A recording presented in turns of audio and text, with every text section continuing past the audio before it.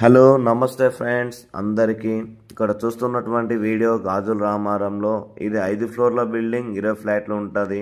ఇది TKR Siddhartha avenue వాళ్ళది.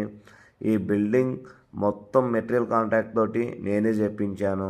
చూడండి, ఆ లిఫ్ట్లు మొత్తం వచ్చేసి వైట్ ఇచ్చాను, ఫ్రేమ్ కూడా వైట్, అలాగే టాప్ కూడా వైట్ ఇచ్చాను. ఓన్లీ 4 ఇంచులు బ్లాక్ కలర్ వీగ్రూతో పట్టి ఇచ్చాను అనమాట సైడ్కి.